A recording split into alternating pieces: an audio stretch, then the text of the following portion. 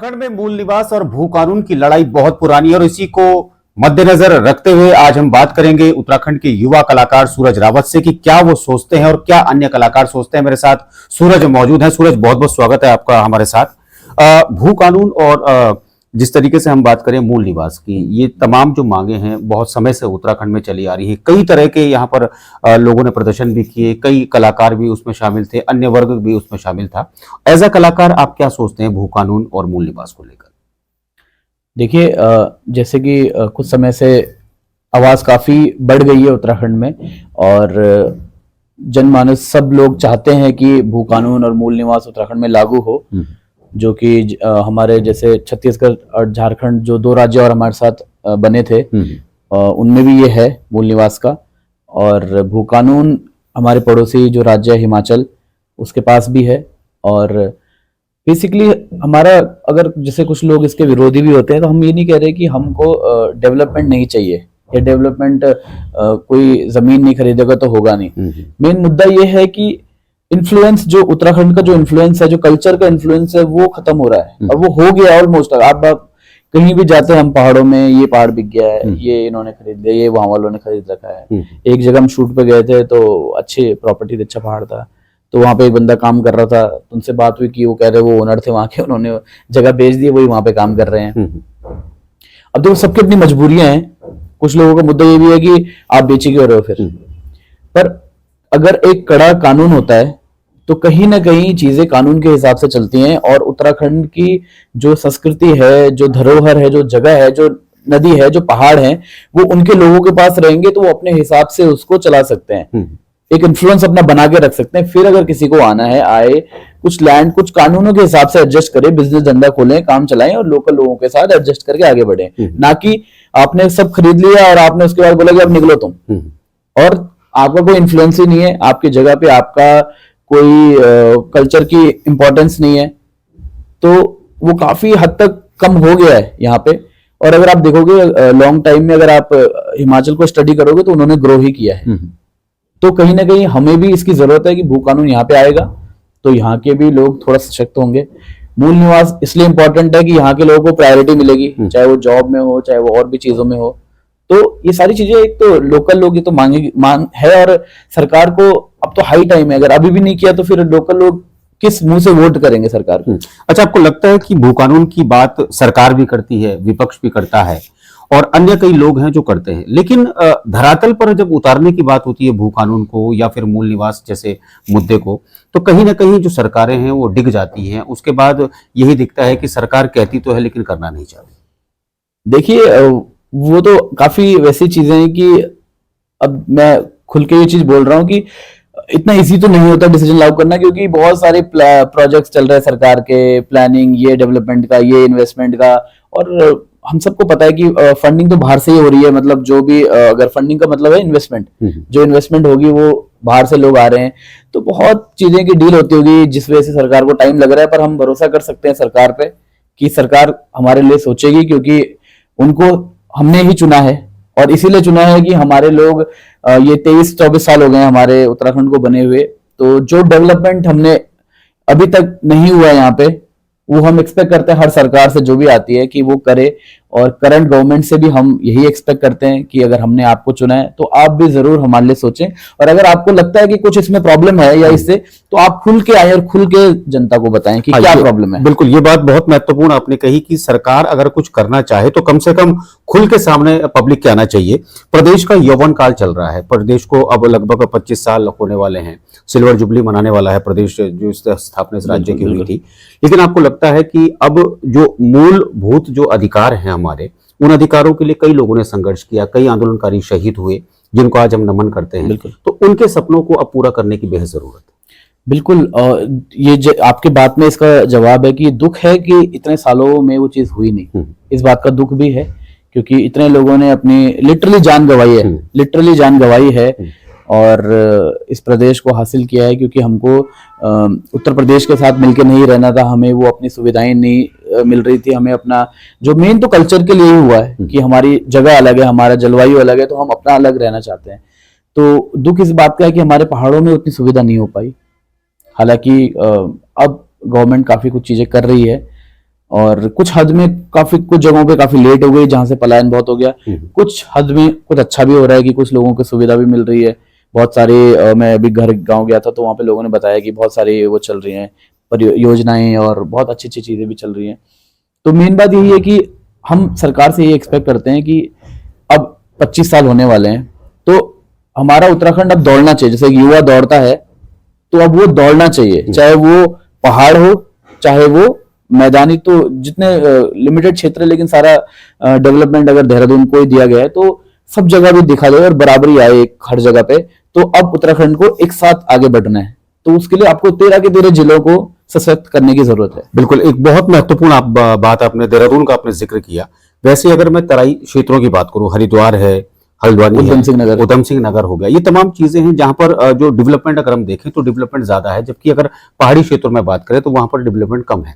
लेकिन जिस पॉलिसी का आप कह रहे हैं कि जो 13 जिले हैं, 13 जिलों में बराबर डेवलपमेंट होना चाहिए, लेकिन क्या आपको लगता है कि ऐसे हालातों में पॉसिबल हो पाएगा? क्योंकि जब तक सरकार इसके लिए ठोस रणनीति नहीं बनाएगी तब तक ये पॉसिबल नहीं। बिल्कुल बिल्कुल।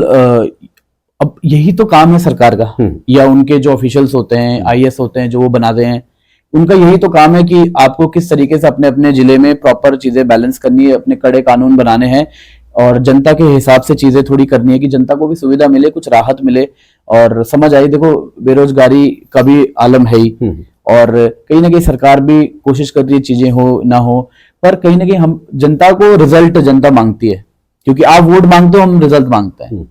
और हम यही बस सिंपल बात करते हैं, हम रिस्पेक्ट करते हैं सरकार की, और सरकार अगर जनता की रिस्पेक्ट करेगी तो हम कौन से और वो लगाव बढ़ेगा। सिंपल सा लॉजिक होता है।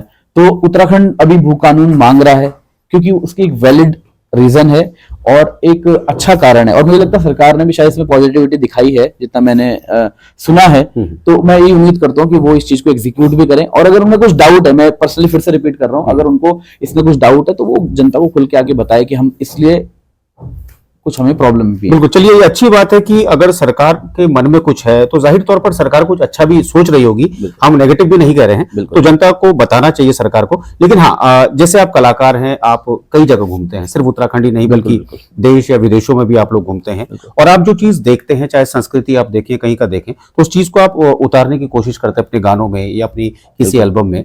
तो अभी जो उत्तराखंड का जो परिप्रेक्ष्य में अगर हम जिस तरीके से हम बात कर रहे हैं, तो क्या आपको लगता है कि जो चीजें, कई चीजें ऐसी हैं जो पहाड़ों में हो सकती थी, वो चीजें नहीं हो पाए, उन चीजों को आप अपने गानों में, अपनी किसी फिल्म या एल्बम में नहीं उतार पाए?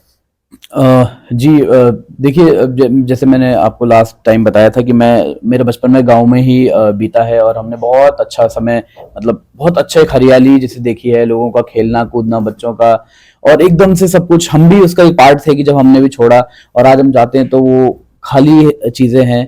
तो उसके भी बहुत सारे कारण है। अगर सही समय पे अच्छी एजुकेशन और एक मेडिकल फैसिलिटी, एक बड़े एरिया में अगर आप एक बड़ा कॉलेज और एक बड़ा हॉस्पिटल और 4 बड़े स्कूल भी खोल दो, तो उसी से इतना रोजगार हो जाता है, चाहे वो हॉस्टल वालों को हो, चाहे गाड़ी वालों को हो, चाहे वो दुकान वालों को हो या दवाइयों वालों को हो, तो उससे भी एक माहौल बना रहता है और लोग टिकते हैं। तो वो मिसिंग था आज से 15-17 साल पहले जब हमने छोड़ा। और रोडें तो हमारा तो चलो गांव ही था, लेकिन अब रोडें बन रही हैं, लेकिन अब गाड़ी चलाने वाले नहीं रहे ज्यादा, तो उसका भी अब क्या करें। लेकिन ये है कि चलो, देर आए दुरुस्त आए, अभी भी चीजें होंगी तो समय तो उल्टा ही हो सकता है, उल्टा जाए कि लोग वापस भी जाएं, पर एटलीस्ट सुविधा होनी चाहिए। और यही गानों की जो बात कर रहे हैं, मैंने अपने काफी गानों में जिक्र करता रहता हूँ। एक खुद करके गाना है, उसमें हमने इसका जिक्र किया था, पलायन से रिलेटेड, और जो जो अपनी चीजें थी और अपनी पुरानी यादों को भी मैं अपने गानों में संजोता रहता हूँ कई बार। और इसमें जो हम भू कानून का भी अभी मुद्दा चल रहा है, इस पे भी मैंने अभी एक गाना रिलीज किया है कि ताकि हम भी जनता की आवाज के साथ, हम कोशिश करते हैं कि रैलियों में भी जा पाए, बट हर जगह अवेलेबल हम हर समय नहीं हो सकते, तो इसलिए हमने गाना भी बनाया ताकि हमारी आवाज कम से कम जनता के साथ रहे।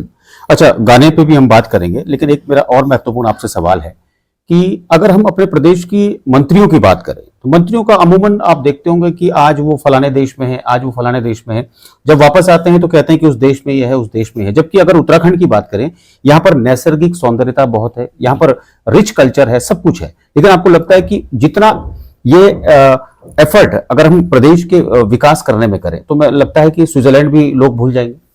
बिल्कुल। देखो सुंदरता तो है ही, चाहे वो उत्तराखंड हो, चाहे हिमाचल हो, चाहे वो कश्मीर हो, वो एक अलग सुंदरता है। अगर आप साउथ जाओगे तो वहां की एक अलग सुंदरता है। सुंदर वो जो दूसरी जगह है जहां आप नाम ले रहे हो, स्विट्जरलैंड हो या जर्मनी हो, वो भी सुंदर है अपनी जगह। मेन इसकी जो फीलिंग है वो अंदर से आती है कि आप अपने में कितना गर्व महसूस करते हैं। जब आपके अंदर ये सोच, वो आज की नहीं, ये अंग्रेजों के समय से ये सोच डाल दी गई है कि हमारी चीजें कम है, दूसरी चीज ज्यादा है। तो वही सोच हमारे हर चीज में झलकती है कि हम गढ़वाली पहाड़ी अपनी भाषा को कम समझते थे, अपने कल्चर को कम। फिर अगर आप बड़े लेवल पे आओ तो आपको हिंदी से प्रॉब्लम है, इंग्लिश ज्यादा बेहतर है।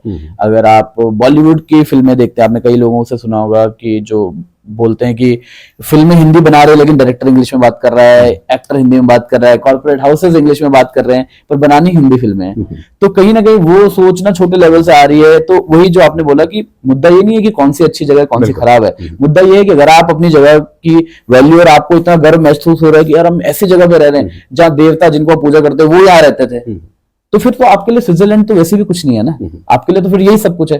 पर वो तो अंदर से आता है ना कि आपको अपनी जगह की क्या वैल्यू है। फिर वो तो बाद की बात है कि वहां कितने सुंदरता ज्यादा है या वहां कम है। मेन तो ये कि आपको कितना पता है अपनी जगह का और आप कितना गर्व महसूस करते हैं, मेन मुद्दा हुआ है। बिल्कुल, मेन मुद्दा हुआ है। कुल मिलाकर सौवाद की एक बात यही होगी कि अगर सशक्त भू कानून हो, मूल निवास हो, तो लगता है कि ये जो तमाम चीजें हैं, जिस तरीके से पहाड़ बिक रहे हैं, खेत खलियान बिक गए, वो नहीं बिकेंगे और एक समृद्ध और सुदृढ़ उत्तराखंड बनकर रहेगा। देखिए जो मैंने अभी सोच की बात की, ये उसका भी इसमें जुड़ा हुआ है, क्योंकि मुझे अच्छा ये लगा कि हमारे लोगों को एक होते देखा है। बिल्कुल, चाहे वो सोशल मीडिया के माध्यम से हो, चाहे वो रोड पे रैलियों के माध्यम से हो, एटलीस्ट हमारे लोग एक साथ खड़े हुए हैं, आवाज उठा रहे हैं अपनी कल्चर के लिए। इसका मतलब वो उनको वो फीलिंग आने लगी है कि हाँ हम लोग हैं, कुछ हैं। उत्तराखंड में एक बात है, एक हिस्ट्री है, एक रिच हिस्ट्री है। हिमालय से तो पूरी संस्कृति शुरू हुई है, पूरे सभ्यताएं शुरू हुई है। बिल्कुल, म्यूजिक हिमालय से शुरू हुआ है, डांस हिमालय से शुरू हुआ है।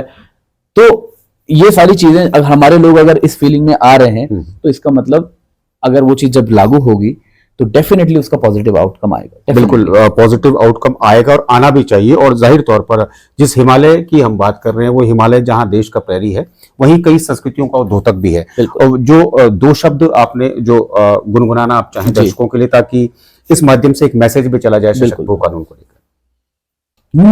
यू पहाड़ हाँ रोण छन लग्या, गैर आदमी जब छूण छन लग्या, हे पहाड़ियों जागी जा सुना, हम त चैणो छा भू कानून। देवों की भूमि भड़कू देश, प्यारू पहाड़ मेरू प्रदेश, बच्ची के शेष न मिट्टी न भेष, बिगिन पहाड़ आज की डेट मचु कलेश, गरीबी छ फैली पहाड़ मा पहाड़ की बात न चली, पर चेंदु छ हक जूछ हमारू हिमालय की भूमि न बिकू प्यारो, जान गवे कयु राज्य छिपाई, बेटी जनानी ने लाठी थे खाई, खाना का दिन न खाणु न पाई, पलायन की मार पाड़ बिकाई, भू कानून मूल निवास उत्तराखंड की आवाज, आखिरी सांस तक छ आस, भू कानून मूल निवास। सूरज, हमसे बातचीत के लिए आपका बहुत बहुत धन्यवाद। और जाहिर तौर पर सूरज ने जो गाना गुनगुनाया, इस गाने में भले ही ये रैप है, लेकिन इस रैप के शब्दों को अगर आप सुनेंगे और समझेंगे तो इसमें बहुत बड़ी गहराई है, बहुत बड़ी गंभीरता। ये समझने की जरूरत सरकार को भी है। भले ही सरकार अपने स्तर पर काम कर रही हो, लेकिन कहीं ना कहीं सरकार के मन में जो कुछ भी है और जो शंकाएं हैं लोगों की, उन लोगों की शंकाओं को दूर करना भी सरकार का ही काम है। तो इस पेशकश में इतना ही। अगली बार फिर हाजिर होंगे किसी अन्य पेशकश के साथ। धन्यवाद।